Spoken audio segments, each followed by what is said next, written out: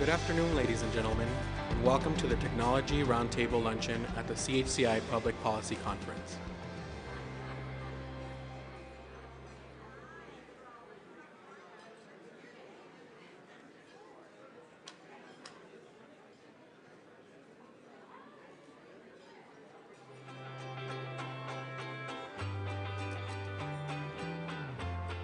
The CHCI Congressional Internship Program brings Latino college students from across the country to Washington, D.C. for a paid internship in a congressional office or federal agency. CHCI interns get valuable hands-on work experience, but what really sets our program apart is our unique and comprehensive leadership development training. After graduating from the program, CHCI interns join the coveted Alumni Association, a network of thousands of Latino professionals spread out across the country, ready to support you and your dreams. They really put quality time into making sure that your experience is more than memorable. They bring in great speakers, great events. The staff is great. Like CHCI programs, CHCI internships are made possible thanks to the generous support of our sponsors, like Toyota. The mission of CHCI is important to Toyota. Our support is key to the future development of Latino leaders. For more information, please visit chci.org.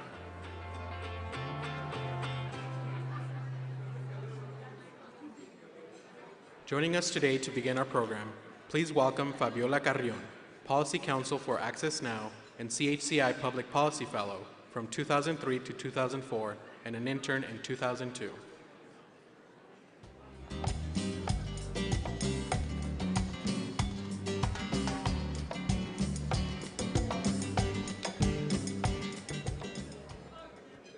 Muy buenas tardes. Good afternoon and welcome to the Technology Roundtable Luncheon. I'm pleased to be able to open this very timely conversation about the critical role that the growing Latino community plays in the technology industry and its workforce. I'm sure that this is going to be quite a enlightening discussion. When I was asked to participate in this session, I was excited. CHCI has had a great impact on my life, and I'd like to share a few things about that impact. I'm an attorney, policy counsel at Access Now, an international NGO that works at the intersection of human rights and access to technology. I'm part of a global team that recently launched a set of international principles before member states of the United Nations. I was just in Geneva last week on access to communications technologies. And I'm training judges around the world on best practices regarding digital discovery and human rights. And I wouldn't be in this position if it had not been for CHCI. It was thanks to my CHCI fellowship placement exactly 10 years ago at the Organization of American States that I found my vocation in international human rights law. I subsequently attended law school, studied and worked abroad, and returned to the US to work for a judge and practice public interest law. 10 years after starting my CHCI fellowship, I feel that I've come full circle. As a fellow, I took summaries of the sessions at the Inter-American Commission on Human Rights. Now, I'm preparing to litigate cases and draft reports before the same agency. And I'm not the only individual whose life has been affected by CHCI. Every year, CHCI touches the lives of at least 1,600 young students through its programs, from high school students to recent college graduates to folks who just completed their master's in law school. And we couldn't do it without the support of our sponsors. I would like to give a special thanks to today's luncheon sponsor, Google. Let's give them a round of applause.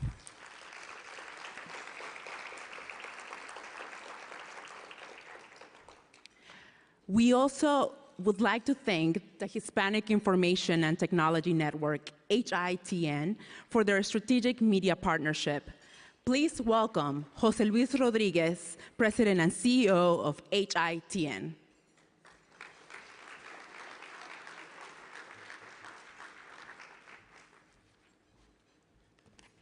Thank you very much.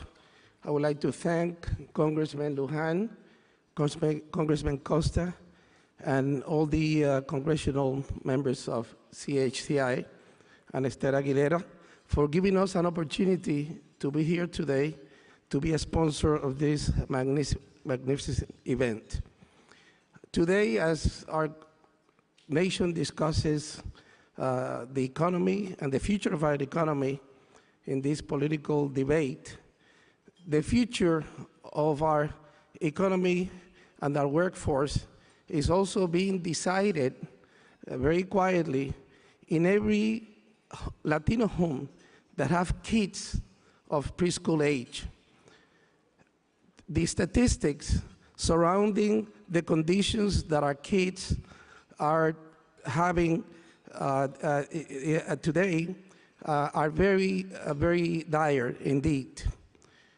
80%, by the time that our children enter the kindergarten, 80% of our kids enter with an 80% deficit of vocabulary. By the time they reach third grade, they're already years behind. It is practically impossible for them to catch up. We must use technology, and also we must commit ourselves to focus on this age group, especially on the 3 years old to third grade, the 3 to 3 cohort, in order that we can make an impact. My organization is making the investments necessary, at least as far as we can provide for, to address this issue by providing quality educational content, by devoting a substantial portion of our network, which reaches about 45 million households, and about 60% of the Latino community, to teach our parents how, and caregivers how to provide better education for our kids. But it is our community's commitment, all of you, and especially our corporate partners who have demonstrated in the past that they support education, to partner with us to address this important segment of our population. So today, I hope that we can address it in order that kids can have an opportunity not only to have a good education, but to grow and be part of the future workforce, and in order to be able to contribute to this American society. Thank you very much.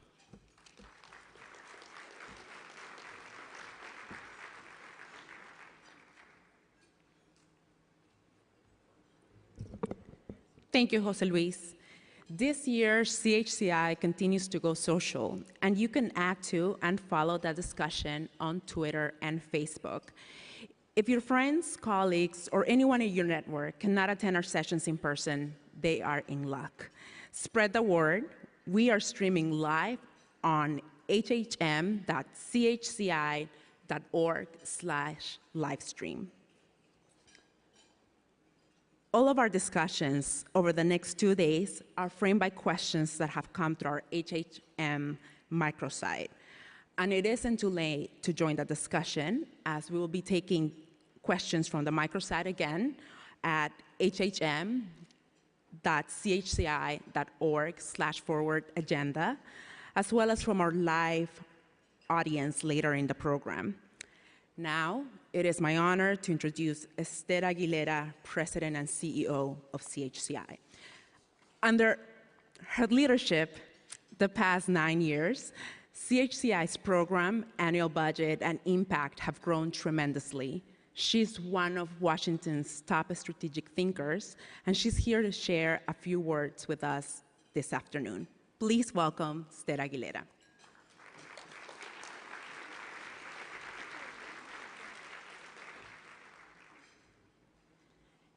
Thank you. Gracias, Fabiola, and good afternoon.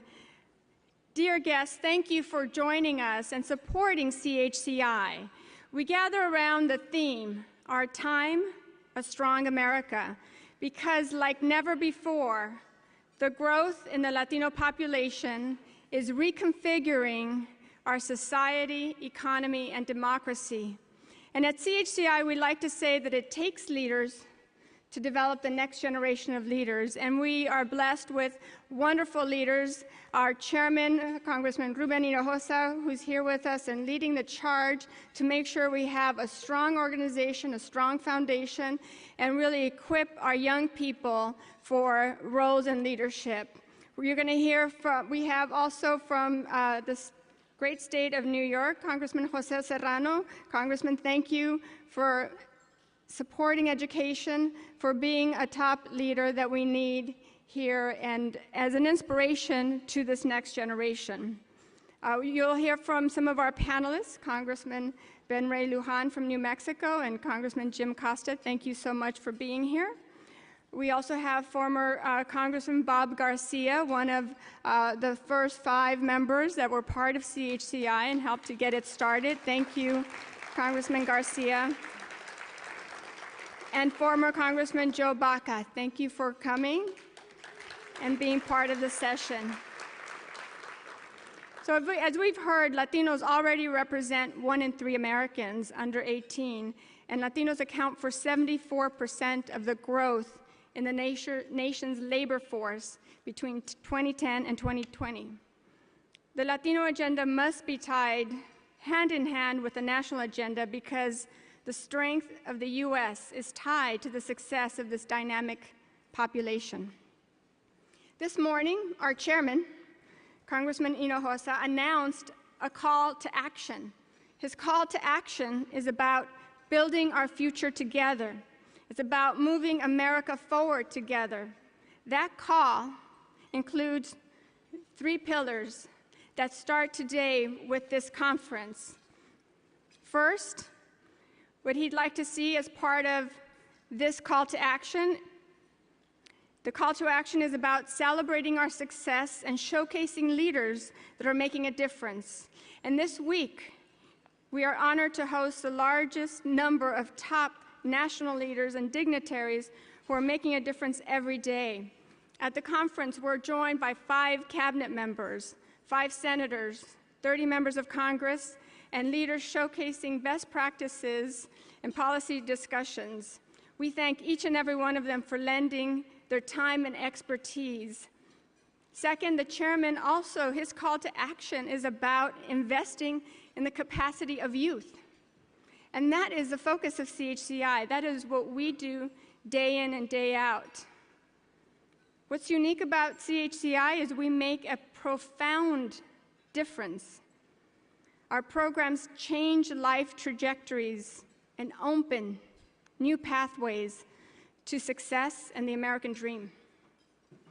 Only CHCI can provide the unique opportunity to build self-confidence, provide access to a powerful network, give hands-on experience, and conduct award-winning trainings.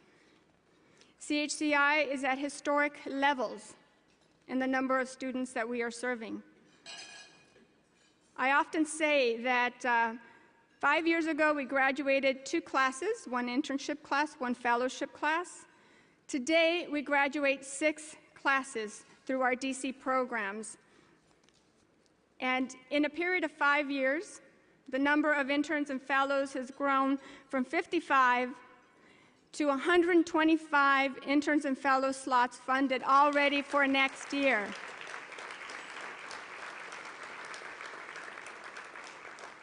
While we're proud of those accomplishments, the number of students applying increased by 300%. So even though we're increasing the numbers we're serving, the numbers that are completing the applications are twice that. So that challenges us every day to do more. Today we have the largest group of fall interns, a total of 43 students. They are represent 19 states and Puerto Rico. 77% are from household incomes of less than $45,000, and 60% are first generation to attend college. Their stories of struggle and triumph are truly an inspiration, and many of them, you'll meet them throughout the conference, are here with us.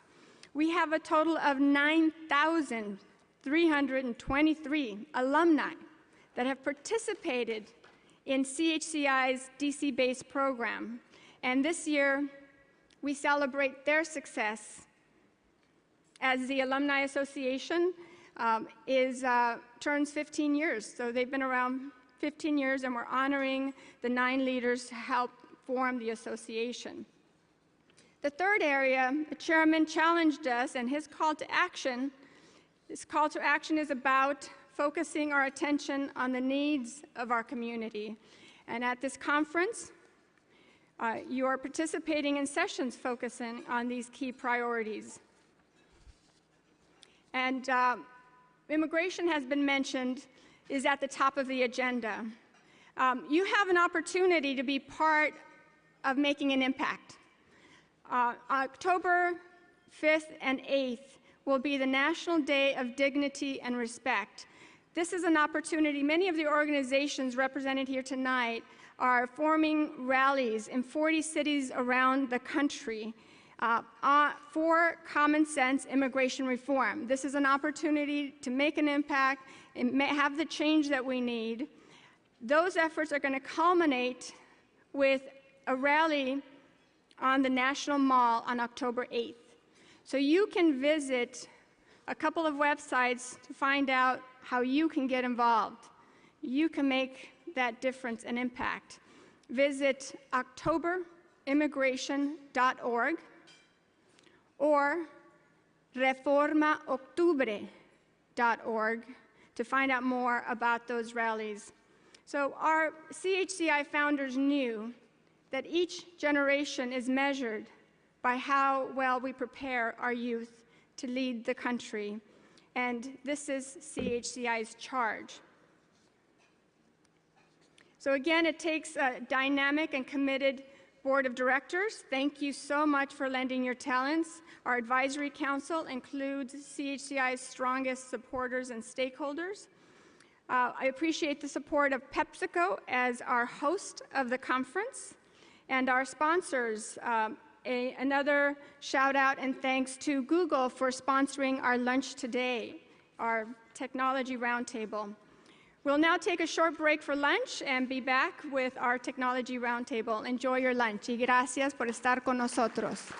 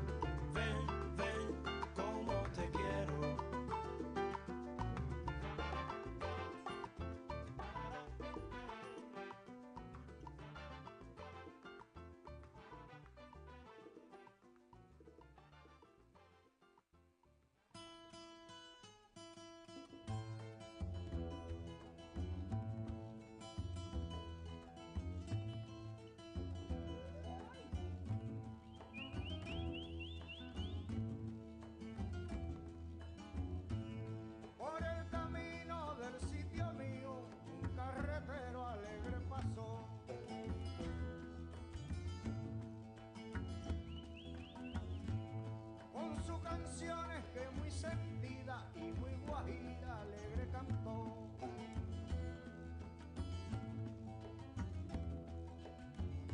Me voy al transbordador a descargar la carreta. Me voy al transbordador a descargar la carreta para cumplir con la meta de mi pequeña labor. A caballo vamos pa'l monte, a caballo vamos.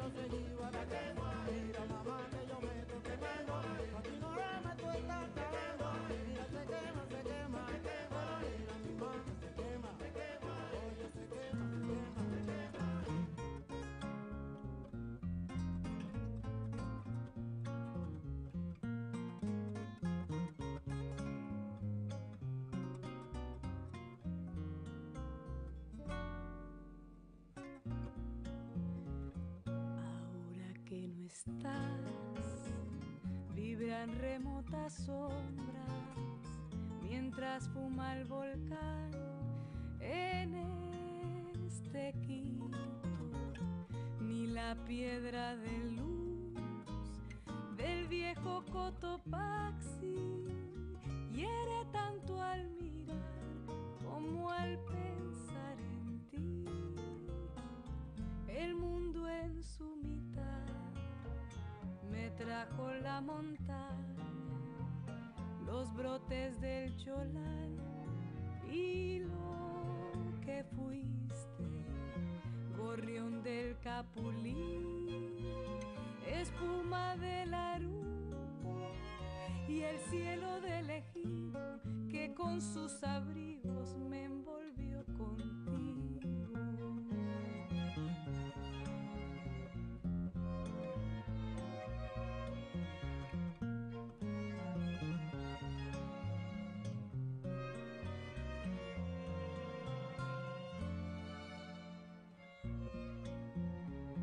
La cámara de manga y un hombre que se oculta capturan tu sonrisa bajo el sol en la Alameda, allá en el Panecillo, al vuelo de cometas navegan los recuerdos de aquel amor que volvió.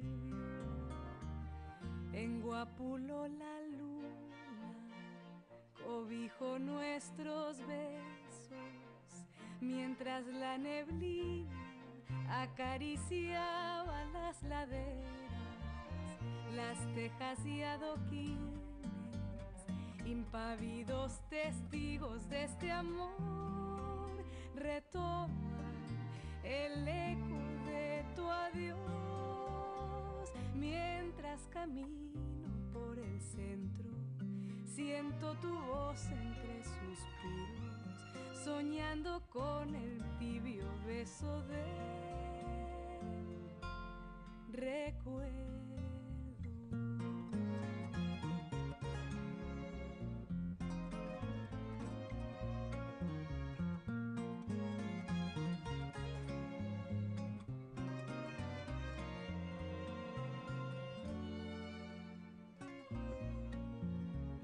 Y cuando vuelve a abrir, cabalga un arco iris, el sol vuelve a brillar en nuestro Quito. Renace una canción de eucaliptos y tórtolas que en pos de un nuevo día inunda el corazón. Te vas para volver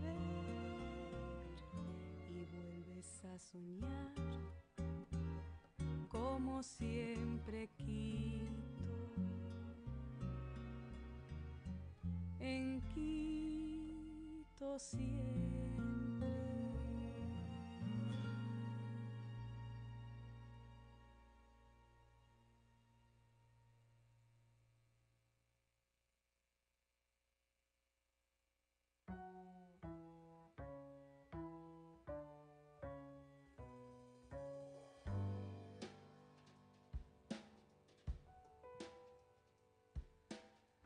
Cuando no tenía nada de 100, cuando todo era ausencia, esperé.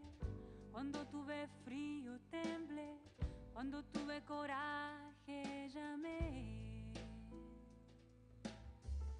Cuando llegó carta, la abrí. Cuando escuché a Prince, bailé. Cuando el ojo brilló, entendí. Cuando me crecieron alas, volé. Cuando me llamó, allá fui. Cuando me di cuenta, estaba ahí. Cuando te encontré, me perdí. En cuanto te vi, me enamoré. Marataya soye, Zaya, Zaya, Aingadua.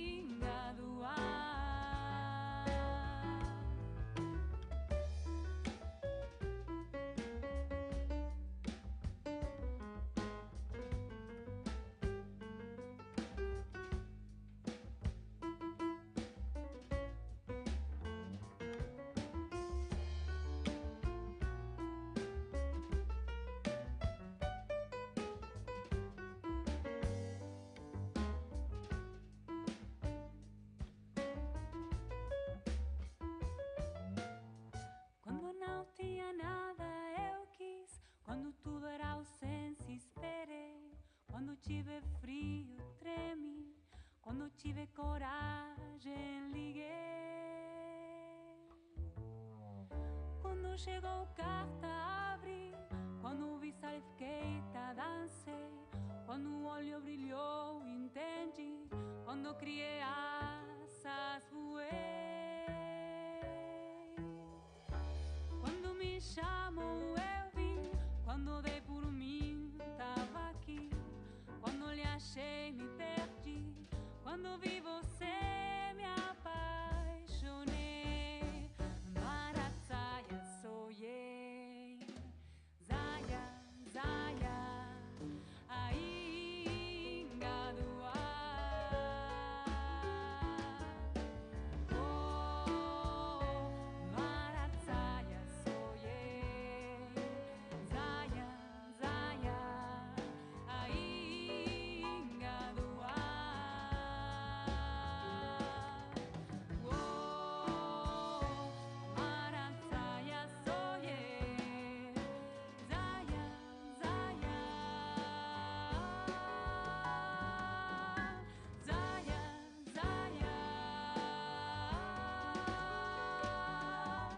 Zaya, Zaya.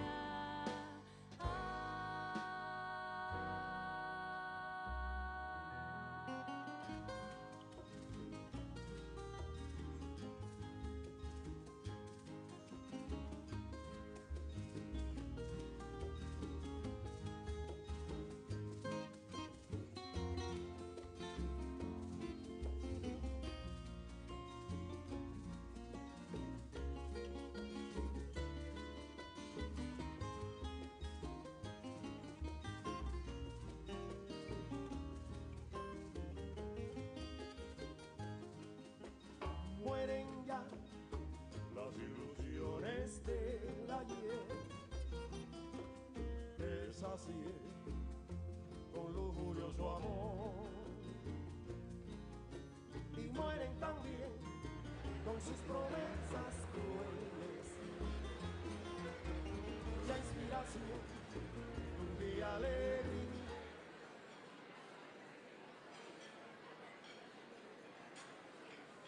Ladies and gentlemen, please welcome back Fabiola Carrion.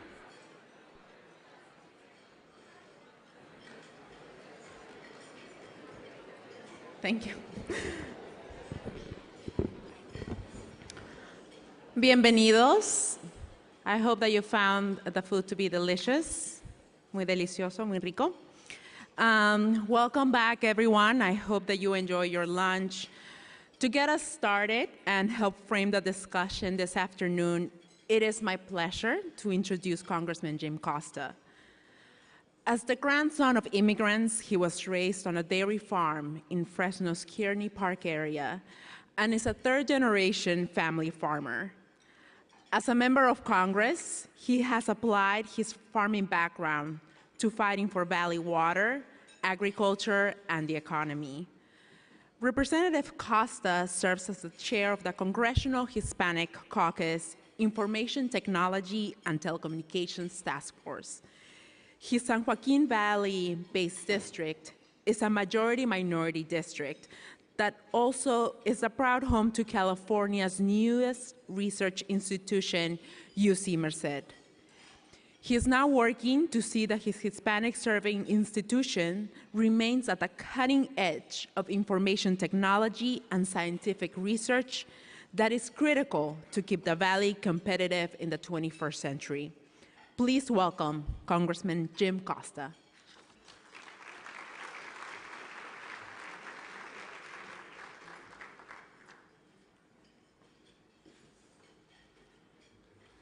Gracias, Fabiola.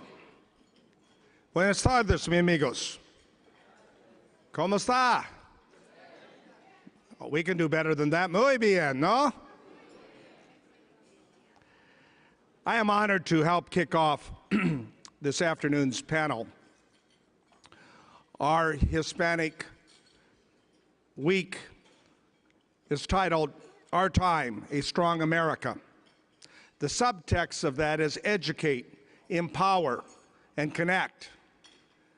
How appropriate for the panel that we are about to hear, Because when we talk about educating and empowering and connecting Hispanic communities throughout this great land of ours, we know that it begins so much today with our youth. As a Californian, we know how to push boundaries and change the way that people live in their daily lives. After all, the California dream is a part and parcel of the home to such incredible cutting-edge companies like Google, Apple, Twitter, Facebook, companies that have revolutionized how people communicate and access information throughout the world. In California, we like to think and innovation go hand in hand, as it does with our entire nation.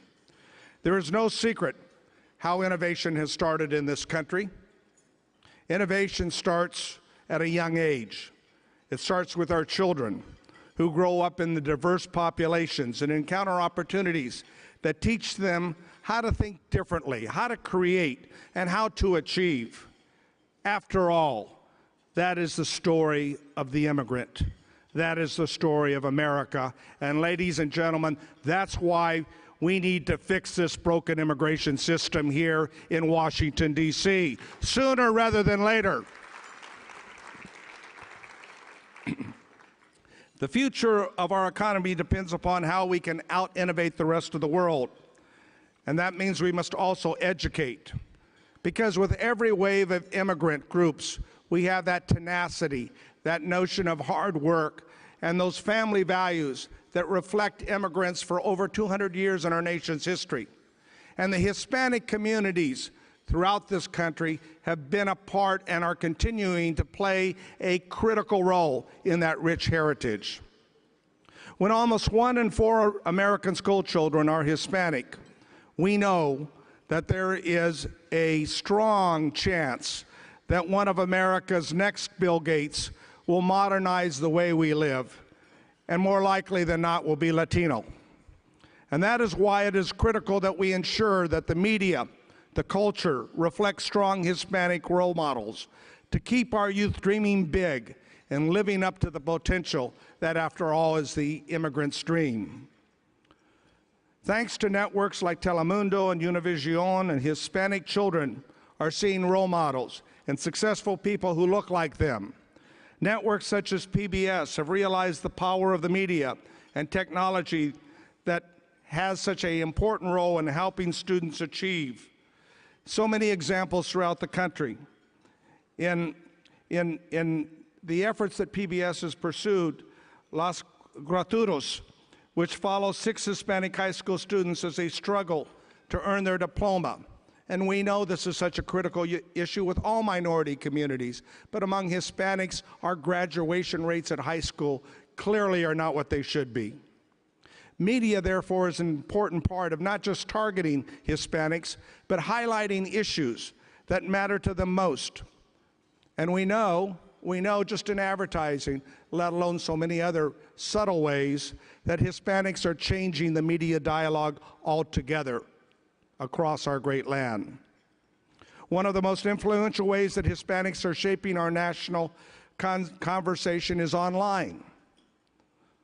Growth in broadband access and mobile data has helped fuel American innovation and job creation and produce new markets that are especially empowering our community. But that broadband needs to be expanded, especially to our rural areas. As the chair of this telecommunications task force, one of the needs out there is to ensure that Hispanics in rural areas have access to that broadband. From policies to culture, the power of the internet has amplified Hispanic voices and opportunities. That's why the subtext of this week's efforts, educate, empower, and connect, are so critical. Recent data has shown that Hispanic community has outpaced the rest of the nation in going mobile. We know that. We know that from our children. From 2009 to 2012, the percent of Latino adults of all ages who regularly use the internet has jumped from 64% to 78%, a 14% growth in just less than 4 years. Imagine that. In the rest of the adult population, it's only increased by 7%. So among Hispanic adults, it's increased at twice the rate. I think a lot of this is thanks largely to the smartphone that has allowed affordable and mobile access to the internet. I can tell you that in many of the rural communities that I represent, especially with so many of the low-income groups that are reflected in Hispanic communities, that access to that smartphone makes a big difference when they don't have access to a laptop. But we need to make sure it's used correctly and used to educate, used to connect, and used to empower. While these are positive steps, we cannot settle into having just a seat to our conversations about technology and innovation. The panel will talk a lot about that this afternoon. We need to make sure that there are Hispanics that are part of the founding of the next hot companies in Silicon Valley and throughout this country. We need to make sure that Hispanics are part of the board of board members of the Fortune 500 companies that make the decisions in so much how America will go in the 21st century. That's where the action is, that's where the empowerment is, and that's why the ability to connect and educate are so critical. Now, the panel that you're about to hear from are some of the best and brightest leading in charge of Hispanics in the technology sector. A media that is just not targeting Hispanic communities, but highlighting issues that matter to them most. And we know that that is a critical part of this entire effort. So, ladies and gentlemen, let me introduce to you our next individual who is critically a part of our Hispanic caucus in Washington, D.C. He is a friend. I've known his family for many years. I'm talking about Congressman Luján.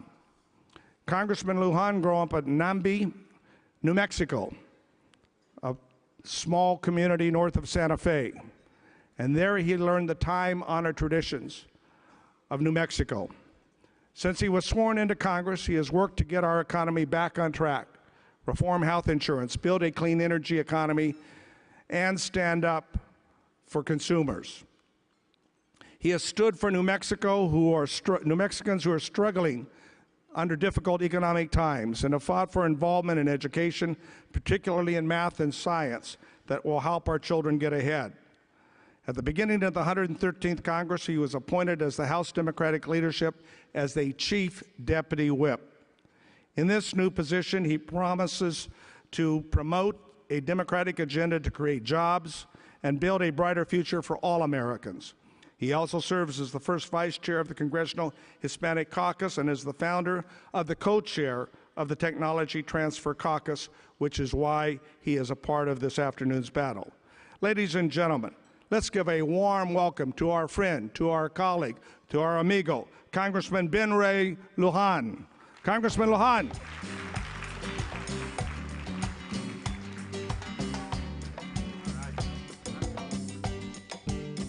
Let's give Congressman Costa a round of applause, please. Well, good afternoon to all of our friends and our family that are with us today. But before we get started, I want to remind you to join the conversation on CHCI's microsite at hhm.chci.org/agenda, where we'll be taking questions later on during the program. Additionally, send us your thoughts, reactions, and ideas today by going on Facebook and tweeting at #CHCI. We want to know what you think. So today we have representatives from some of the most prominent tech companies in the nation here to address the growing Latino community and its impact on their businesses and workforce. While Hispanics lag behind the national average in hardwired internet access in the home, Latinos are more likely to use mobile devices, and young Hispanics are one of the demographics most likely to adopt new and emerging technological data. There's a reason why they're marketing to the Latino community. As technology increasingly plays an important role in the economy and the economy of the future, it's important more now than ever to focus on the youth and how we prepare them for the future. And with 1 in 4 public school students in the United States of Hispanic descent, this question is all the more salient. We look forward to hearing from our guests today on some of the most important, critical issues technology plays in our future. So with that, let's bring out our distinguished panelists. Our first speaker leads a global team at Intel that drives programs to accelerate technology benefits in education with a scope of activities that cover a full spectrum of learning scenarios. He began his career at Intel as a manager of business development, where he worked closely on global technology adoption strategies with both enterprise and public sector customers.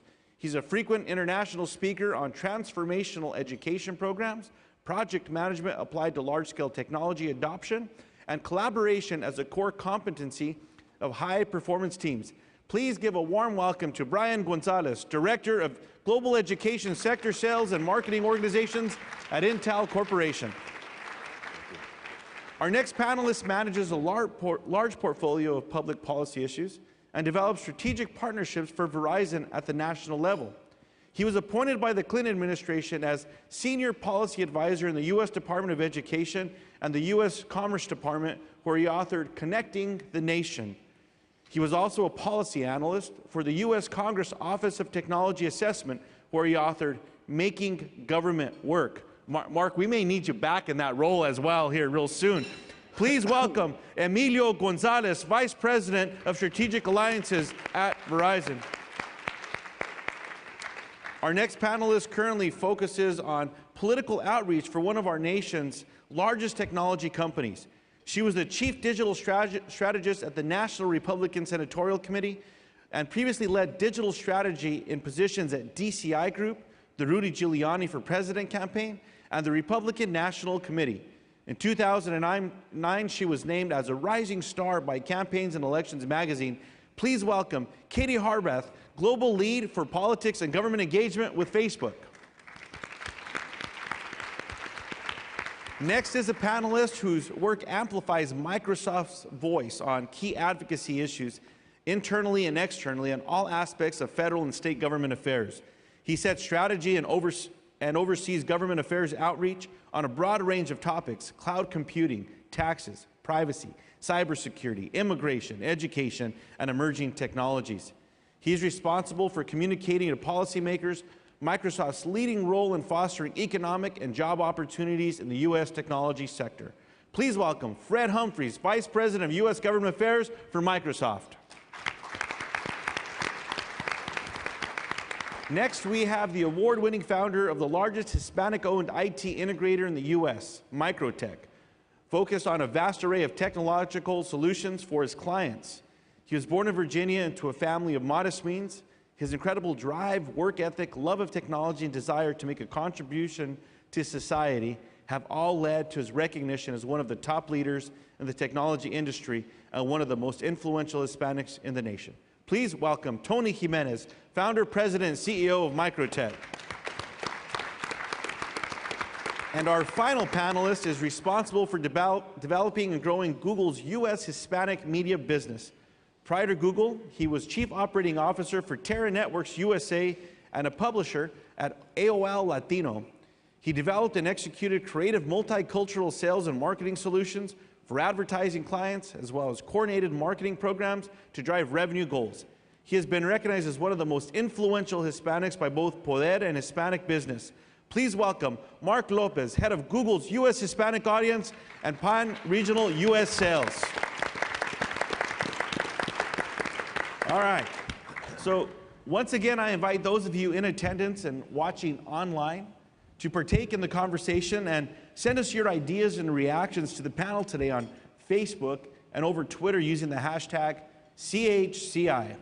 And as you submit questions for later in the discussion, you can go to hhm.chci.org/agenda when we take questions from the audience and online. So thank you so much for joining us today. So let's just jump right into this conversation and this discussion. Latinos are playing an increasingly important role in the economy, with their buying power growing to $1.2 trillion. And with Hispanics making up 1 in every 4 public school students, Hispanic youth are increasingly at the center of how we shape our future through technology. How do you see the future technology landscape evolving, and how do you see Hispanic youth taking a lead role? Katie, let's start with you. Let's open it up. Again, Katie with Facebook. Sure, no, thank you so much for having me. And I just want to send the regards of my colleague, Susan Gonzalez, who was supposed to be here and unfortunately couldn't make it. But I think for us and for me, when you really think about where we're going, I had the honor of speaking to some young Hispanic students who are either graduating high school or in college about looking at their career plans. And the landscape has really changed where you no longer see people working for the same company for their entire lives. In fact, they're doing their own startups. And they're building their own technologies, and they're seeing problems, and they're not waiting for somebody else to solve them. They're solving them themselves. And so I think we're going to keep seeing the students that I met with were incredibly bright, and they had incredibly great ideas. And I really think how we're going to see Hispanic youth really taking a role in shaping the future of this technology is that they're going to be building it themselves. They're going to be building these tools and technologies that really work for them, that you're going to start seeing, them creating the next Facebook, or they'll be creating something that one of the companies will acquire. And I think it'll be really exciting to see how that evolves.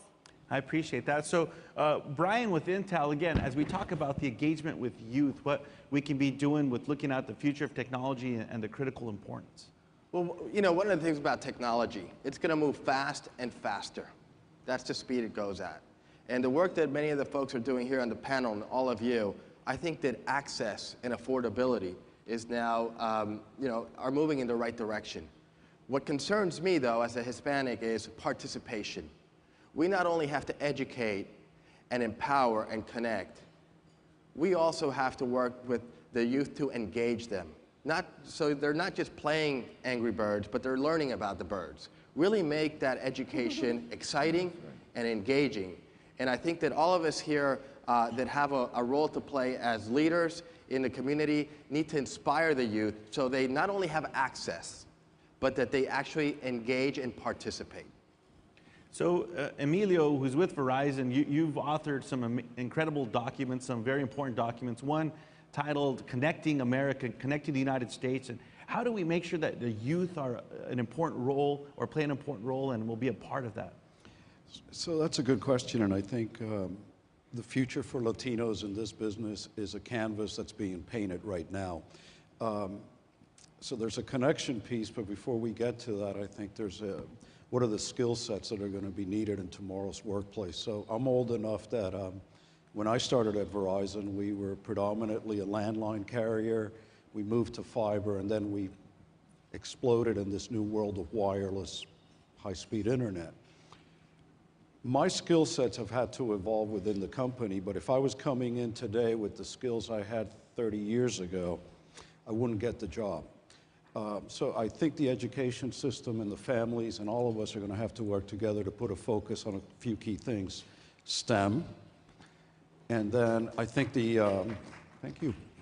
And I think, I know that feeling. And I think a couple of things in healthcare. What are the big fields for tomorrow? Where's the growth engine? And it's healthcare, it's going to be in education, and it's going to be in global commerce because our global competitors are not going away. So they're going to face a very tough reality. I'd say the picture's getting a lot better in terms of deployment and adoption. And Congressman Costa's mentioned rural and how important that is. You got 50 million Americans who live in rural America. You got basically maybe a couple 100,000 doctors that serve them. They're traveling over an hour or two to get any health care, and when they do, it tends to be subpar. Think of what our technology can do in connecting doctors in places like GW or any other outstanding medical facilities. So our model now is shifting to how do you distribute the knowledge that is concentrated at many times in urban centers and get it out to places that traditionally have lacked access to that. And the final point I'll make is we have done 15 partnerships, and we're just starting, with small rural broadband providers who want to lease our 4G wireless LTE network, which is state-of-the-art, and we do so in a very modest, affordable way, but the difference is that they can now use our network to provide their subscribers in areas like in New Mexico with an opportunity to get online and to do so mobile. Emilio, I appreciate that very much, the importance of telemedicine, reaching out into these communities and connectivity and using technology. Now, Fred, who's with Microsoft, Microsoft boasts, and I've had the honor of visiting as well, their smart house, the house of the future, and I know it's currently being revamped as well. But what can you add with where Microsoft sees and yourself with the future of technology landscape evolving, and what can we expect? And how does that interconnect even with the notion of what Emilio suggested with telemedicine and reaching out into communities and bringing us closer together? So first of all, thank you, Congressman. It's great to be here at CHCI's event here.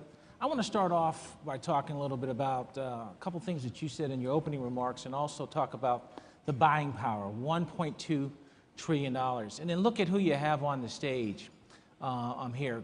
You know, great companies doing neat things in technology. But I could go through each one. You know, I look at Google, does great technology. I see them kind of as a marketing, advertising company aspect. You know, Facebook, social network aspect. Verizon, communications aspect. Microsoft, devices and software company.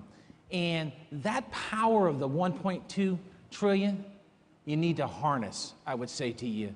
Because you know what? We want the Hispanic community to be using our software, our devices. We want to be marketing to you. We want to be monetizing, to be blunt and candid, off the advertising that takes place. So one of the things that I think is real important, where I see Toyota and I see some of the name brands, a lot of consumer companies. Well, you know why? Because they know 1 in 4 in the school system is Latino. They know the demographics and the growth. So one of the things that I would say is a call to action. Hold us accountable, each and every one of us, on what we need to be doing in the Latino community. I'm here to tell you that I think there's more we can do, and I'm here to tell you each one of them. One of the things I did in preparation and looking at what each company here on the stage is doing for the Hispanic community, each one of them are doing some awesome things, but we can do more. So don't underestimate the power, right? You know, of how it works from the business perspective, or why we're here, and they have their top folks here talking to you about technology. Now, the other aspect is we want to make sure, when I think about the youth and taking the role of technology, right? We want Hispanic youth to be the next Bill Gates, all right? You know, the Mark Zuckerberg, Larry Page, or Sergey, or whoever it may be of the next company, to be there. But in order to do that, right, there's something that's key. 2 key things, I believe: education and role models. All right? Now, to address the education piece, 60% of the Hispanics are at community colleges. We got to make sure STEM is there when they transfer over that aspect. It's got to be STEM, STEM, STEM. 1.2 million jobs by 2020 that will require STEM aspect. 120,000 jobs right now open, right now, computer science. We got to get with the program and aspect. Then on the role model piece, as I wrap up here, right? We need people who look like us, in the sense of who are Hispanic. We need people, and he doesn't even know I was going to say this, like Tony, CEO of a cloud computing company, Microsoft. He's a gold partner, Microsoft. He got an award in 2012, right, from Microsoft on a deal we did where he got $202 million in the Department of Defense. There's nothing like celebrating the heroes, right, leaders of the Hispanic community. Because when you see a Tony, you know what happens when a person sees me, African American, head of a government affairs of a Fortune 5 company, they might think, I can do that too. So celebrating people like Tony and making sure they're getting the education and getting people in it, then we're going to have the next Mark Zuckerberg or Larry Page or Bill Gates or whoever aspect. Thank you, Fred. I appreciate that so much. And Tony, you know, Ruben Hinojosa, who's the chairman of the Congressional Hispanic Caucus, he's been a stalwart when it comes to advocating for education, access to Hispanic-serving institutions. We heard an applause when STEM has been mentioned a few times as well. What can you talk about with the importance of what that translates to what you've done, starting your own company, harnessing that energy and that capacity, but so that we do something like what Brian talked about. It's not just playing Angry Birds, it's writing the code, it's understanding the dynamic that we need to pull these young people in with all that's happening around us. Absolutely. Well, Congressman, thank you very much for inviting me, and it's always great to get in front of folks and talk about some of the amazing things that my company, a Hispanic-owned small business now, a Hispanic-owned medium-sized business, has had the ability to do. I started the company at my kitchen table, and today we're, on the cloud, so to speak. But the beauty is that I wouldn't wish my path to success on anybody, because it was a long, long path that took a very long time. But the beauty is I didn't have the kind of role models that we have today to be able to say, there is Tony Jimenez, or there is Ruben, or there is Marco, or there is a number of folks. And nobody knew how to explain to me, si se puede. Nobody talked to me about the possibility of someday being a CEO of an IT company, or even for that much, what the importance of STEM was. And I did end up finally, just kind of by happenstance, fall in to the ability to understand and the opportunity to be able to go to college and to be able to study mathematics and to be able to study engineering and to be able to study electronics and eventually end up getting a master's degree in information technology. And I got to tell you, there are folks out there that are still shocked that I actually have a master's in IT. And the amazing thing for me is when I tell people what I'm doing, when I tell people I'm the CEO of a very successful IT company, I immediately see the look on their face. And I've actually had some bold enough to say to me, "You're Hispanic. How did you end up as an IT CEO?" I ended up as an IT CEO because eventually I understood that there is nothing I can't do as a Hispanic in America. Nothing. And I'm proud of the fact that people came before me that opened doors for me that I had no idea were open. We need to talk about our successes. We need to get excited about who we are today in America and about the fact that we can do anything we set our mind to do, and IT is just the beginning. If we grasp what we have available to ourselves, and today we're using computers and we're talking on phones, and technology no longer intimidates us. It still intimidates me because I wasn't born raising technology, but I can tell you my grandchildren can use an iPad better than I can use an iPad. They're not intimidated by Angry Birds or by any of the things they see on the internet. In fact, if anything, I have to protect them. But what I find the most amazing thing is that it's not just my grandchildren, it's not just my children, it's just not my brothers and sisters. It's everybody I know in the Hispanic community understands the importance of IT and understands that we have to be a part of it because technology is where this great nation is going, and it's where we're going to take this great nation. Thanks, Tony. Appreciate that so much. Thanks again. And Mark, it's amazing how sometimes companies with their branding, how it takes off and how pop culture is associated with that. Today when most people talk about searching for something, they say, well, just go Google it. So, Mark, you're bringing that perspective where it's not just something that's part of mainstream, it's what we use every day, but launched a new search engine that's been upgraded, I guess I should say, now that's getting a lot of attention, and the young people that were involved with this. Can you talk about that and taking that with the youth, the buying power that we're seeing with the Latino community, and what your take is on that? Yeah, thank you very much, Congressman, and thank you for the opportunity to be here with these panelists. I think I wanted to open with a quote from one of our founders and our CEO today. I'm going to paraphrase it a little bit, but he says, with a healthy disregard to the impossible, people can do almost anything.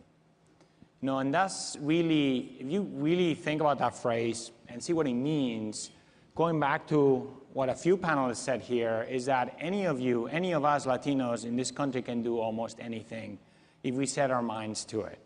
And at Google, we are very committed to make sure that we tap into the growing consumer power that this audience has. That's my business. I lead a team that actually works with a lot of major corporations, including some of them here today, to really tap into that new consumer segment. But we also need to make sure that Latinos in this country have the ability to take risks and be able to have ideas and make those ideas become the next Google, the next Facebook. We are involved on a number of initiatives. The Manos Entrepreneurship Accelerator is one of them that we're involved for Latino-based entrepreneurs. And on the consumer side, we have an initiative to get businesses online for really small businesses with a focus on making sure that any Hispanic business, small, medium, or large side, has the ability to tap into the digital landscape and be able to grow their business through that channel. We also are very active with LULAC in an initiative where we bring Chromebooks to Hispanics in need. So at the end of the day, we need to think big. We need to think large, and we need to make sure that there's nothing that acts as a barrier to get us where we want to go. I mean, barriers that exist in the business climate today, especially for startups, are things like patent trolls. You know, folks that are going out there and attacking small businesses and really inundating them in litigation, things like that I think here in Washington we can kind of break barriers and making sure that we enable all those Latino businesses that exist today, and more importantly, the young Latino dreamers in technology to be able to get the next really small business and medium business and businesses that really are taking this country into the next generation. So thank you. Thank you, Mark. I appreciate that so much. And as we talk about the emphasis, I think, Fred, you mentioned it, making sure that boards and the executive leadership teams resemble the face of America as well. We know a diverse workforce is not only the right thing to do, it's important to the success of our economy that we have companies ready to compete on a global scale. I think also the importance of making sure that we're encouraging young people to learn more than one language, a multi-language and a multi-understanding throughout our communities as well. And it's particularly important to continue to promote more Hispanics, Latinos into senior management positions, but also comes with that as a responsibility to prepare them.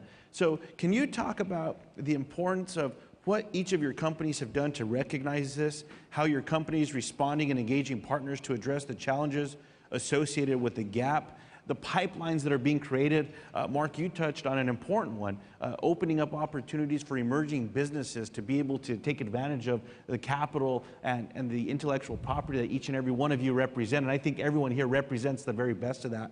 But can you touch on that at every level, the importance of building those pipelines, engaging youth, and the diversity importance on boards as well? Mark, if we could ask you to kick that off. Yeah, I think it's very important for us to connect with our young Latino really students. I mean, we have a program at Google, we call it the BOLD program, and not a lot of people know about it. It's building opportunities for leadership and development.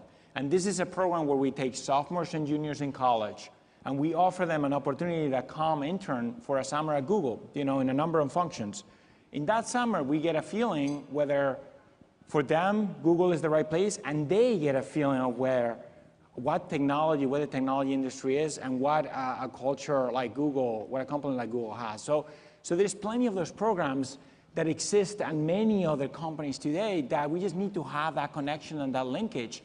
So young Latinos understand there's opportunities for them there. We also need to make sure that we mentor fellow Latinos. We need to make sure that we link them to the potential that they have, that we show them that really there is a pathway to success that they are able to achieve. So I think mentoring and having education programs as a bridge from college to the employment world is really, really critical. And for us, we're already doing that.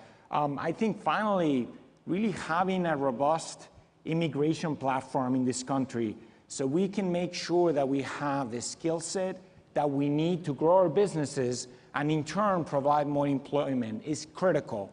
So we need to make sure that we move forward on immigration. Well said, Mark, well said. Tony, you know, I'm asking for everyone's opinion on what it takes to diversify that the CEO, to diversify the ownership, to diversify the composition of that board.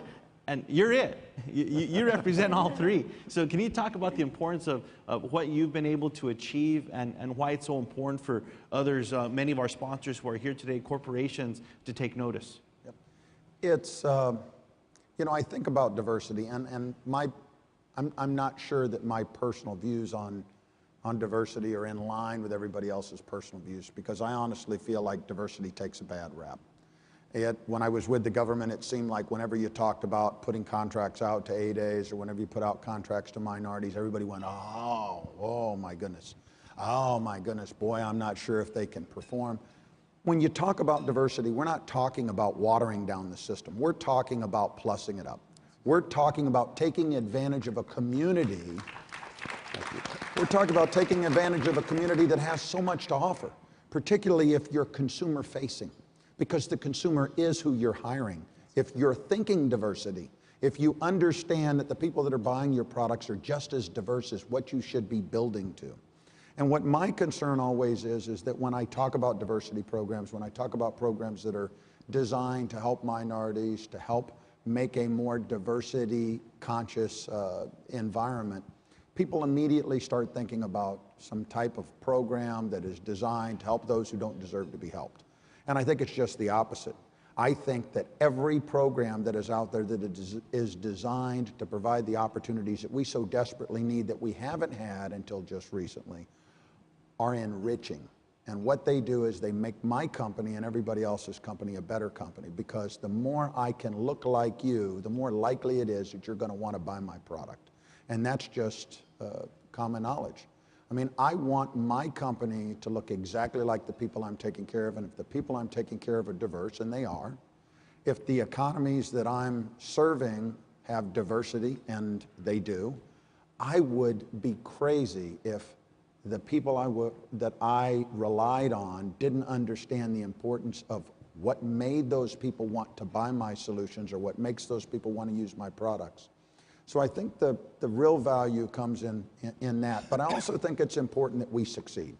If we don't succeed, we're not going to open the door for the next person. Every time somebody who is a diversity-owned company or a minority-owned company or some group in a socioeconomic disadvantaged group doesn't succeed, everybody uses that as an example of why not to give the next person an opportunity.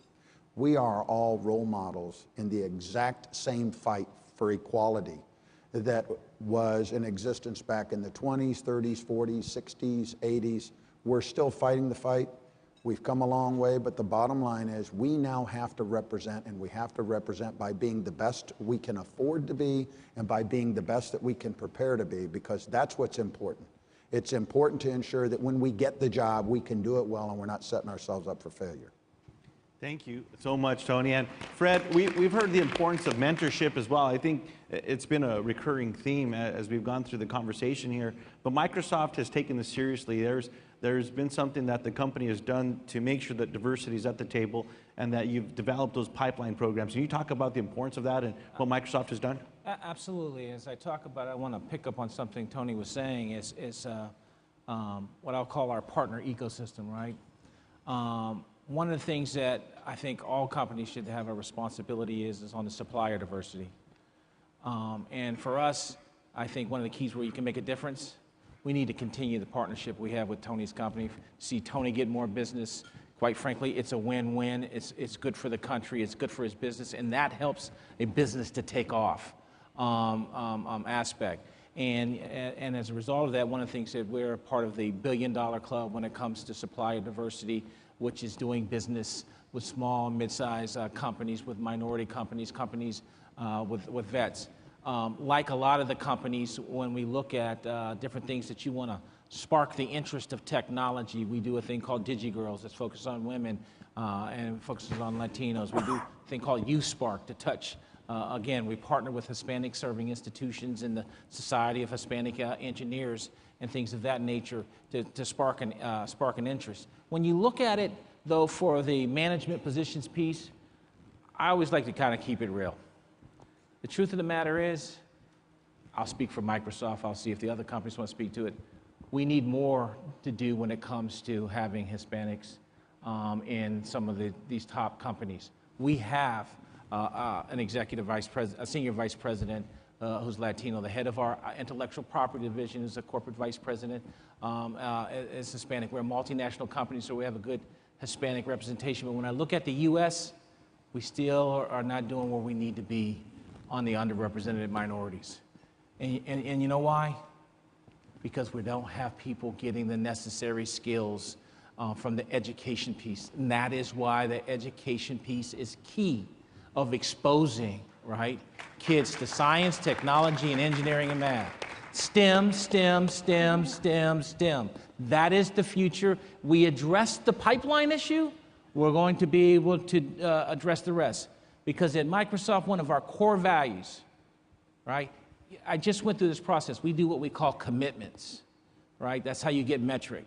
And on every single person's commitment on how they get reviewed, which is how they get paid, is culture of diversity, right? That's just because it's part of the DNA. And that's why people like Bill Gates and the Gates Foundation does a Millennium Scholarship to do what? Get people in STEM and the education. That's what we got to do, and we got to partner together to do that. Thank you so much, Fred. And Emilio, Verizon has also taken this very seriously, and it's not just a question that we're asking of private corporations, businesses across the country to establish these pipelines to pull young people in and help prepare them for that next level, the management responsibilities. We're also challenging the White House. But can you tell us a little bit of the importance of what you're seeing with tech companies especially, and with what Verizon has done with the emphasis on developing these pipeline programs, but diversity at all levels, even in those supplier chains? Sure. I guess I'd put it this way.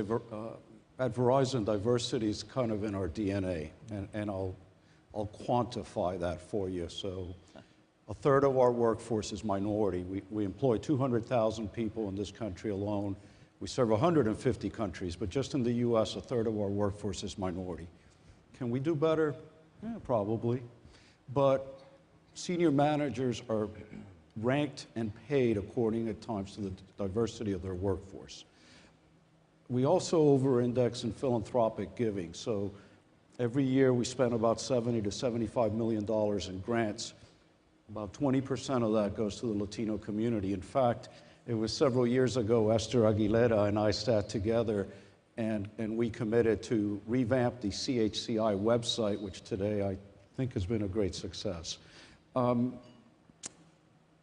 spend $4.5 billion a year with minority suppliers. We provide an academy because not everybody's ready to go from a $5 million contract to a $50 million contract.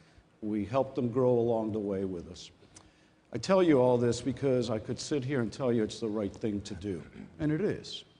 Fundamentally, it's good business. We have call centers. This is an important point. We've talked a lot about STEM, but we haven't talked about language. And you know, I make sure my little girls are going to be hopefully trilingual, English, Spanish, and Chinese. Why do I tell you this? In Albuquerque, we have a call center that employs 1,700 employees with good benefits. The emphasis is that they speak Spanish.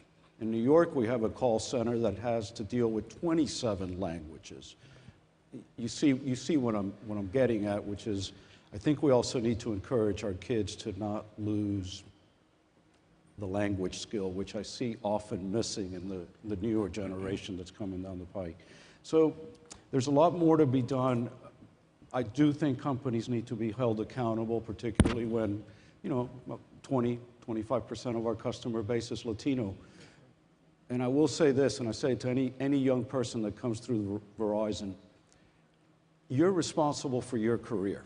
The company opens a door, but you know, the hard facts are no one's going to hold your hand for longer than 6 months, or maybe a year, to help you understand how to navigate. So it's a tough reality, and one that our kids are going to have to deal with, but it's something I think families can work on together. Well said. And Brian, Intel as well, they have a program similar to what was just described by Emilio as well, is when you come into the organization with Intel, there's opportunity for you to move up and up and up. And I think that the composition of the corporate board represents that, as well as managers and CEOs of the organization. Can you talk about the importance of that in the face of diversity? Yeah, well I want to, Congressman, again, I wanted to thank you too for this opportunity. And a point I'd like to make, and that I think the panel's made it too, is that to be a strong America, we need to be awesome global players. And I think Hispanics, actually, we have an unfair advantage because we have, in my experience, Having dealt with dual culture, having been engaged in dual language or three languages, gives us an aptitude and a sense and a feeling.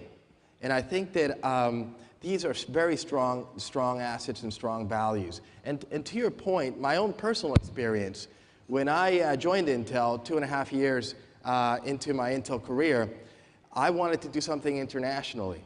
And I thought, well, I'll do something in Mexico or maybe Brazil. I'll be a little adventurous. I remember getting a call and they said, we're going to send you on your first assignment, and it's in the Benelux. The Benelux? I've heard of Electrolux, but what's the Benelux, right? Belgium, Netherlands, and Luxembourg, right? I think it's that we have to be open to these possibilities.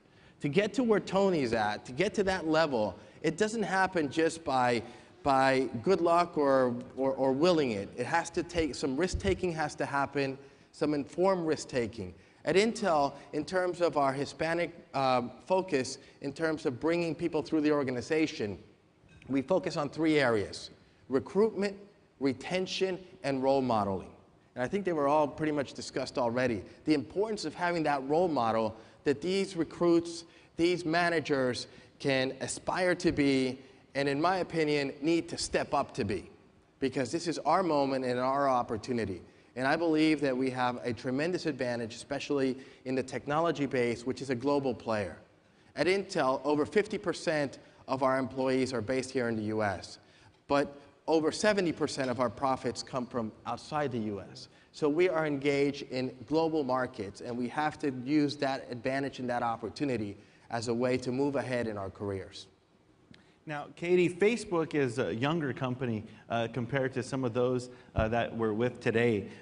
But Facebook has also taken this challenge head on. It's something that they've incorporated into all that they're doing. Can you talk about what we can be doing better, what Facebook has done, and how Facebook has really put us on a trajectory where this is the staple of any new companies, especially those that are to be most successful in the country?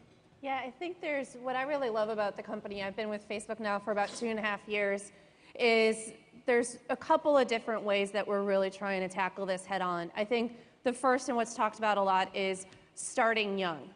Mark himself teaches, I think, 1 day a week at a school in Palo Alto of working with young kids. And if I could go back to when I was in elementary school and ask my parents to make sure I was taking language then and not taking language starting in 8th grade, I would. Because now that I am starting to work on a more global scale, I just realize how lack of a skill set I have there, both in language and in code. And so I tell them, I've got 2 nephews, one who just started kindergarten. He needs to be starting now. You need to be starting both learning the basics of coding and of language to be doing that. The other thing that we're doing also is not just within our company, but also making sure that we're going out and teaching small businesses on how to best use Facebook to build their business. Because we're still really small, we're only about 5,000 employees, and not everyone's necessarily going to come and work for a tech firm. But what we can make sure is that every small business owner, whether you own a restaurant or a clothing store or whatever it might be, that you know how to use technology to grow your business and to do your marketing. And then I would say the third part is what we do internally as a company. We very actively recruit for diverse candidates and want to make sure that much of our workforce is diverse. But internally, what I love is that we encourage people to fail and to learn from those failures, and that it's okay sometimes to fail. And I think we're oftentimes so encouraged that failure is a bad thing. And while it is, there can certainly be bad failures, there's a lot you can learn from those. And as a company, they do a lot for us to encourage us to take those risks, to take those leaps of faith, and to try something great. And if it doesn't work, that's okay, we might learn something from it. And that might be the basis of the next like button or something that we do at Facebook. And so we really try to help encourage our employees to do that and provide them that role modeling and that space to grow and eventually start building yourself up the ranks at Facebook. And I think it's something that's pretty innovative that you don't see at a lot of companies. Katie, thank you so much. And we're going to go to the audience for questions, and there's a few microphones floating around, so if you want to ask a question, we just ask that you stand or raise your hand, that you also introduce yourself when you ask a question. If there's a question that's pointed at anyone individually, we ask you to let them know personally who they are or who you're asking that question to. But so if anyone, any questions, just raise your hand, wave around. If not, we'll take this. I have a couple questions that I'd like to ask as well as we're getting there. Katie, I think it's important what you just mentioned, the importance of not only learning multi-languages. So as we talk about English, Spanish, Chinese, languages that will allow us to compete with emerging markets around the world, but that we also don't forget about another important language empowered by zeros and ones, the importance of code and what that has done to transform the way that we communicate with one another. So thanks for highlighting that as well. I think we have a question. Hi, my question is for Mr. Humphrey. I know you spoke and stated that some of the students that are graduating from our universities don't necessarily have the skills that are required to succeed in a Microsoft or a Google or some of these other companies. Do you think there's, first of all, my name's Javier Hernandez. I'm with Florida International University. We are currently award more degrees in STEM to minorities than any other university in the country.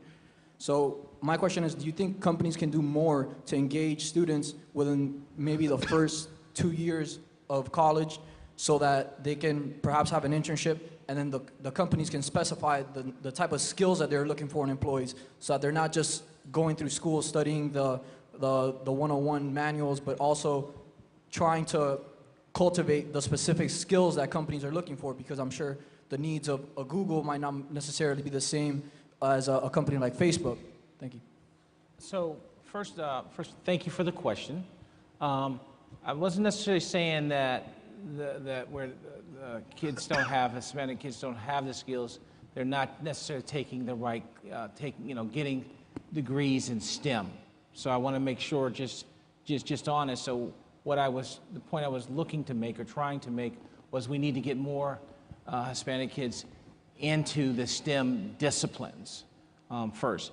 To your other question, which I think is a great question, is that I do think that companies, they have a responsibility as well to be working with the education system, to be giving feedback, because things are dynamic and are changing, and there's things that we can be able to give feedback on to say, hey, and the truth of the matter is, we're having a love fest right now, but we fiercely compete, all right? And we fiercely compete for talent. All right, and it really does require some of the same skills. If on the code writing or the developing side, just that aspect. I'm the older person here. These are the young hot things right now, Google. But we're gonna get there. I got faith aspect. Just aspect. I'm there. So just on that. But to address that, one of the things that is real important, and then I'll wrap it up, is for Microsoft, our #1 priority, our #2 priority, our #3 priority, #4 priority is comprehensive immigration reform. Now, great clap, but there's something that we're doing a part of that, right? We've started, and the founding member of a group called Inspire STEM.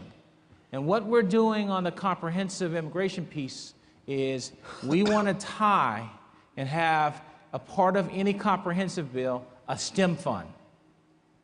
A STEM fund for money to go back into the states, right, to educate in the schools, right, and give more resources to the schools to have better science, technology, engineering, and math. And at the same time, one of the things that we're advancing is computer science in the core, right? Because in many schools today, if you don't just go show up to college, I want to be a computer scientist, but you don't get any computer science classes or anything of that nature. So these are some of the type of things of tying comprehensive STEM fund, computer science in the core, to have a stronger education system, to be able to expose kids to get the skills, and something that I think is good for all Americans, but particularly for underrepresented minorities. Is there anyone else who would like to touch on that? I'd like to give that a shot. It's really kind of funny because that's one of the issues that we're constantly dealing with. And I have students, I sit on a couple of university boards, and students are constantly saying to me, what kind of skill do I need if I start college today that will help me when I graduate? Well, heck, I don't know. I have no idea where the economy is going, and I have no idea what's happening in technology. 4 years ago, we were trying to figure out what we were going to look like in 2013. In 2009, if somebody had told me cloud and big data was where we needed to be, I'd have got involved in 2006 in cloud and big data. The fact is that it evolves so fast that the reason STEM is important is it's the foundation for where we have to go. It's not the answer to everything, but it is the foundation for everything. If you don't understand the basics of what is taught by embracing STEM, you won't be able to migrate as the technology environment evolves. And that's why it is so critical. If you're in college, you have to depend on the college because colleges spend a vast amount of money studying what they need to know to ensure that their curriculum is fresh and relevant. If it's not fresh and it's not relevant, they won't attract students, and if they don't attract students, they won't be able to place students when those students graduate. And that's what's important. When you look at a college, you say, okay, can I get in? And when I get in and I study for 4 years, am I going to be able to find a job? And the reputation of the college and the type of curriculum and the type of students and the quality of the students when they graduate all impact, among many, many other things. But the most important thing is the individual. And are they looking at what life is going to be after college? And are they preparing themselves with all the things they need to be able to hit the ground and be like a sponge? And that is learn what the company needs them to learn to be able to evolve as the company evolves. Appreciate that, Don. As we go to the next question, so if we can get someone to the microphone, there's a few hands that have gotten up, so just come on over. I think that basics point is a very important one, is physicists, engineers, mathematicians, everyone knows how to add, and the simple skill sets of what we learn with 1 + 1 and what that means. But to understand that those basic constructs, and going back to how we can better prepare more Latino kids across the country, is turning that curriculum upside down, changing this notion that when you talk about robotics or STEM classes and the support to make it funner for these students to be learning, the importance of that code development as well. I still believe that with the devastation we've seen from No Child Left Behind, and we reincorporate problem solving and critical thinking, this is one of the best areas that we could go. So that way we're developing this new language development in our schools. Where's the next question? I don't see where the microphone is. Back here. Yeah, we're all the way to the back, all right. So my name is Fernando with Voces Verdes, Natural Resources Defense Council. So to pick up on the point that was just made, how to make the education fresh and relevant. When you talk to young people and young Latinos, you know, there's a big concern about the well-being, physical and public health of their communities and the earth around them, the environment around them. Technology has been given a lot of credit in the international environment about democratizing, the movements in Egypt and the Middle East, South America. So my question to you is, what are your corporations doing to not only enable, the transfer of education and resources, but the transformational power of the technology that each of your companies has to empower young people to develop solutions for the public issues that we're confronting? Great question. I can speak to that a little bit. I mean, I think it goes with the company culture. I think at Google, I mean, you saw what happened with the Arab Spring in Egypt. I mean, one of our employees, ex-employees there was involved, and I think that as we all look at our offerings or what we take to market, whether it's to our clients or to our consumers, we need to make sure that we're cognizant to the power and the impact that we have in other areas of the community to make sure that we're giving a positive impact. So back to your point, I mean, we definitely need to focus on how can we empower social causes as much of our core business to make sure that we grow.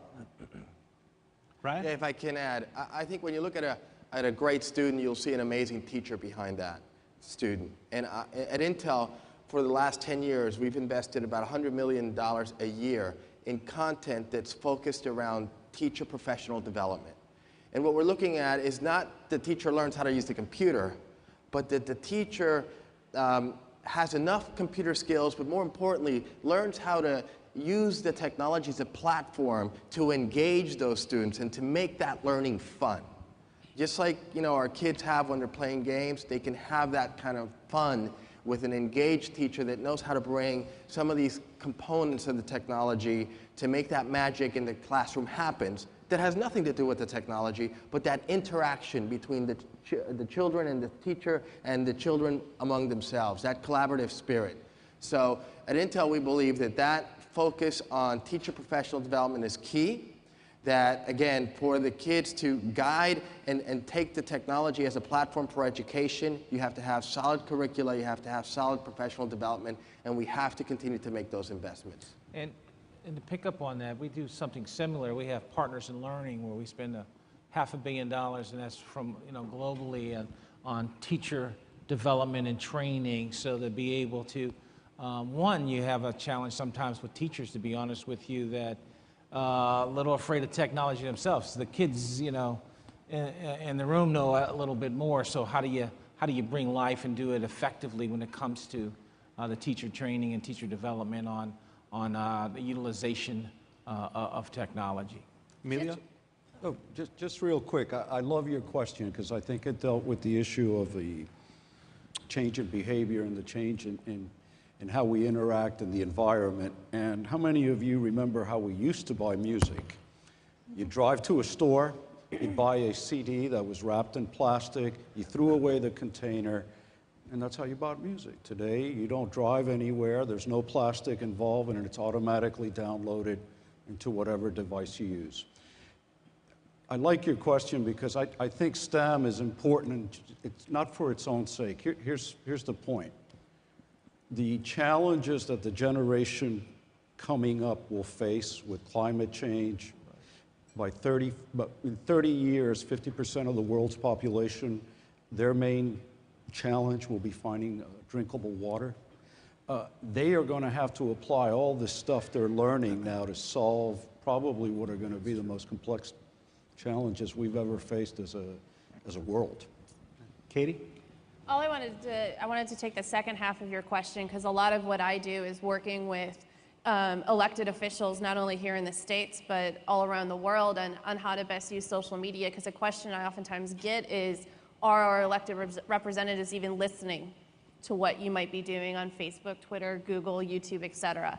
And all I wanted to say is they are. It's still somewhat slow going, but you have a lot more of them who are getting on these platforms, who are actively using these platforms themselves to have a direct dialogue with people just like you on the issues that do matter to you.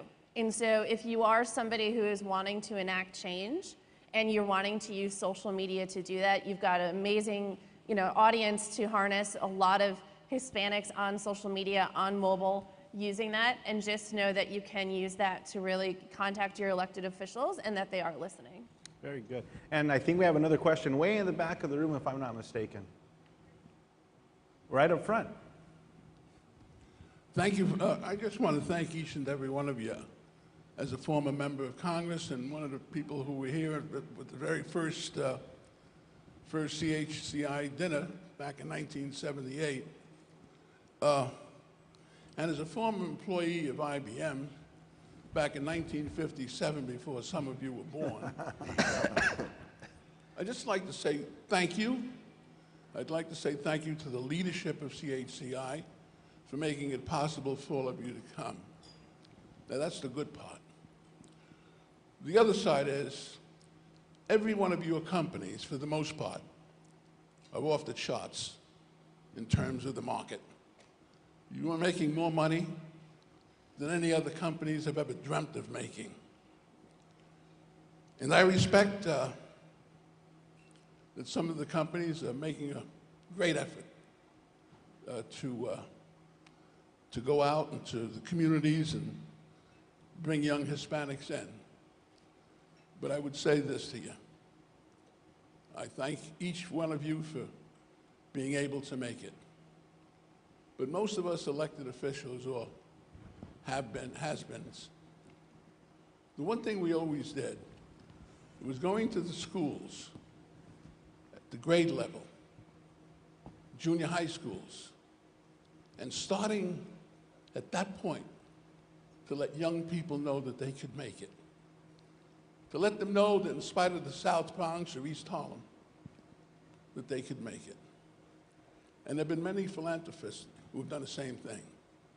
And have guaranteed students at that level that if they succeeded at that level, they would be guaranteed college, guaranteed a future. And so I think today in the world we live in, not only do we make sense to be here, because we couldn't get one company to come to our first dinner.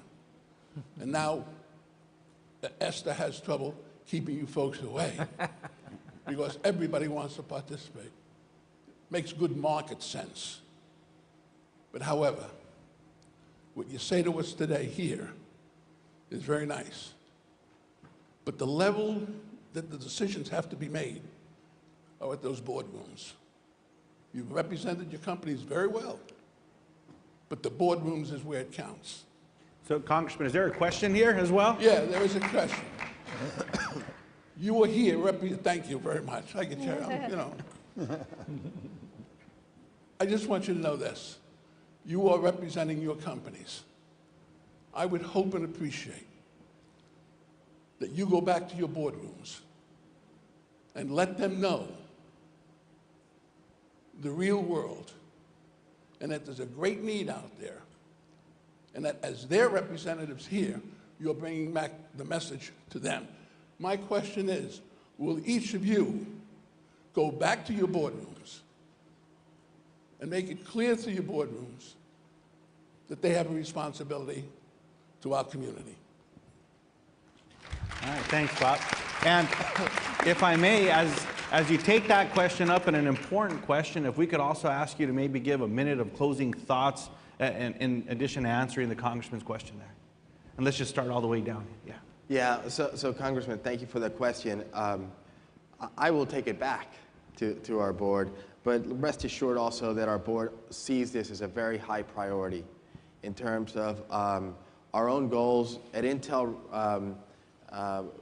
we're striving to have a broader representation that really reflects our market, and we have still a ways to go, especially given the fact that in the traditional sciences and engineering field, there's less Hispanic participation than there should be, and we need to change that. And I, in the last 2.5 years, been very active in terms of recruitment, working on retention, and looking at role models within the company.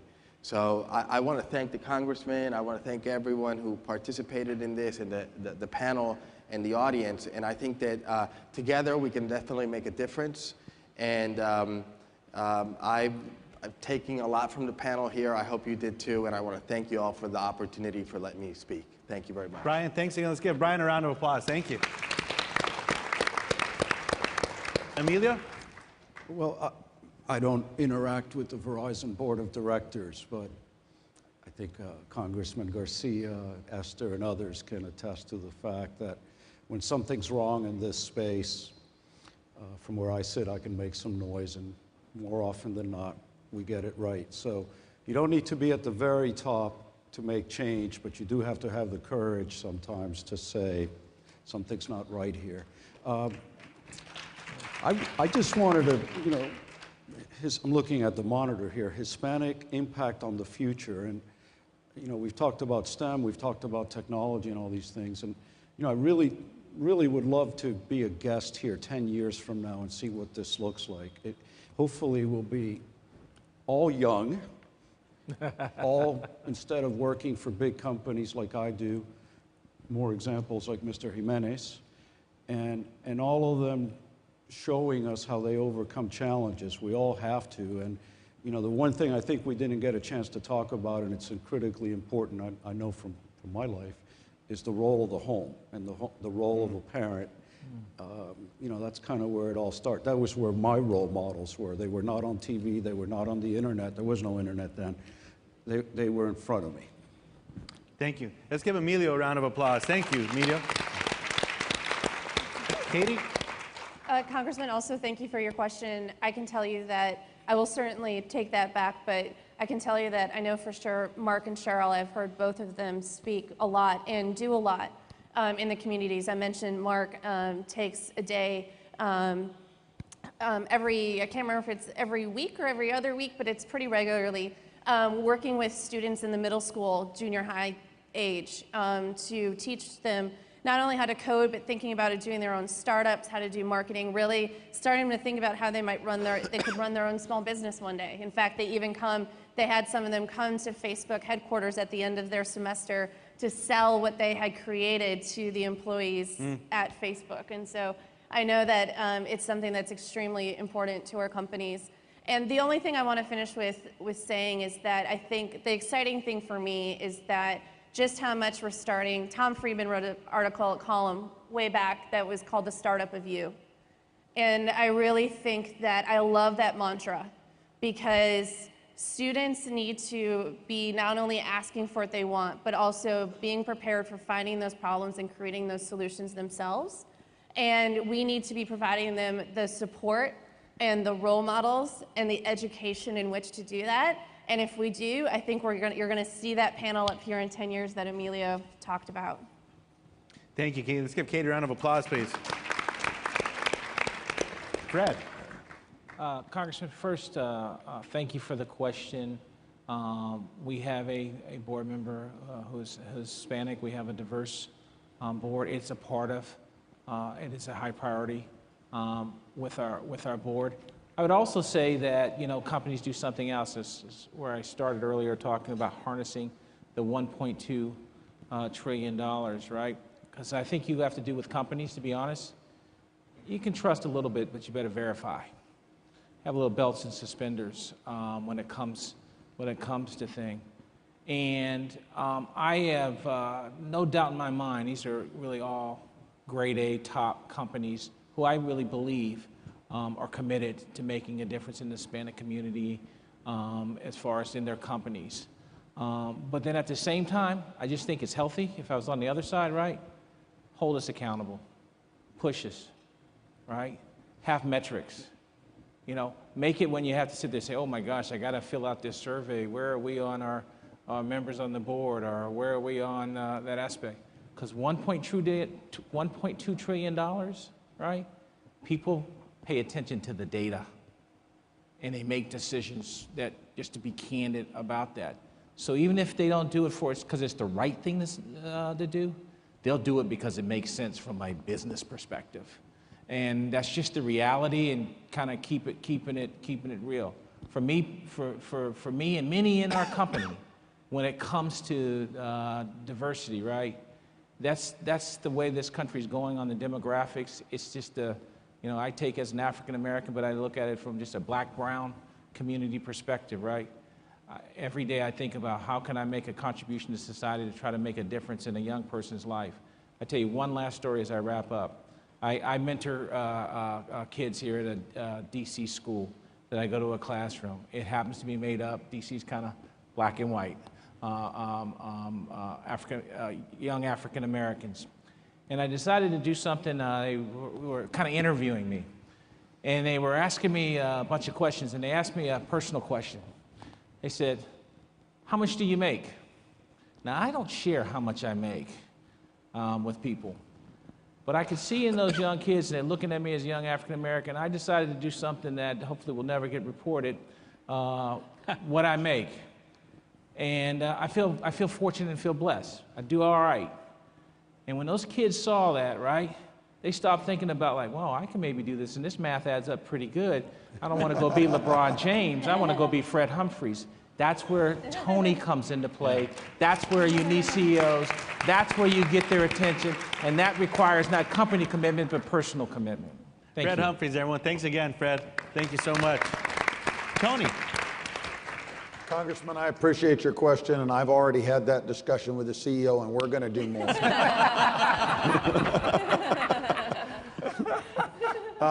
I just feel fortunate every day that I haven't fired myself. One of the things that I think is the most important, if you take anything from this, I think it is that we need you more than you need us. If you're not out there trying to differentiate yourself from everybody else, if you're not out there trying to do everything you can to stack the deck in your favor, speaking additional languages, understanding how business works, understanding what makes you desirable by me and everybody sitting up here. If you're not doing everything you can to get the best education possible, to get the best skill set possible, learn some of the soft skills, and that is managing your day-to-day affairs so that they don't get in the way of your work affairs. Making absolutely sure that you're strong in family and community, and that you're getting out and getting seen and talking to people and letting people know that you're interested in excelling and not sitting at home and not hoping somebody's going to call you, but getting out there and making sure that they do call you. It's going to happen, but you're going to have to be active. It didn't happen to me because I just happened to fall into it. There is not a day that I don't feel like I have to fight for everything I get. It's just the way we work, and people want to know that you want it as bad as they want to give it to you. And if you fight for it and you work for it and you prepare for it, it'll happen. Thank you. Let's give Tony a round of applause. And lastly, Mark. So thank you, Congressman, for the question. It's really relevant. And I think going back to what the panelists said, it is a business imperative. I mean, we at the company have a lot of internal discussions about what do we have to look like to build products that our future consumer base is going to enjoy. And at the end of the day, we have to make sure that we're diverse, because if not, we're not going to build the future product that is going to make a company continue to be a great company and grow. So that's critical for us. And I think it's also critical to let folks know, to let those young Hispanic know that we're really in a very unique time in our history. The internet is a growth engine like we've never seen before. You know, so make sure that you take advantage of what you're given. You know, make sure that you take advantage of those opportunities that are out there, and really push yourself, because at the end, and I started with a quote, I'll end with the same quote, with a healthy disregard for the impossible, people can indeed do anything. So thank you so much. Let's give Mark a round of applause. And again, to all of our distinguished panelists, everyone, if you could just help me to thank them again. Let's give them all a round of applause again. To all of our sponsors who made today possible, I think we introduced a dynamic panel with Intel, Verizon, Facebook, Microsoft, MicroTech, and with Google. And around the room, I see Chris over with Dell. I see our friends with Anheuser-Busch, with Toyota, and with PepsiCo as well here today. To all of our sponsors, thanks for making today possible. And don't forget that you can join and follow CHCI on Facebook and Twitter. Alert all your friends. Like us today, and don't miss any of CHCI's conference and gala webcast at hhm.chci.org/livestream. So make sure you're getting on your smartphones. I've seen everybody around here already using them, so you better have been following us with these hashtags. I'm looking forward to reading what your comments were while we were all talking. So we have an alumni development session starting at 2:45 that is open to all of the conference participants, focused on Latinos advancing to America's boardrooms, almost a continuation of what we talked about today. And I encourage everyone to attend. And Chairman Hinojosa and Esther asked me to please give you a special invitation that we hope you will join us tonight at the Chair's Arts and Culture Reception at the Smithsonian American Art Museum and the National Portrait Gallery, sponsored by Time Warner Cable. Have a wonderful afternoon. Thanks for being so engaged, and thanks for being so supportive of CHCI. Have a great day, everybody.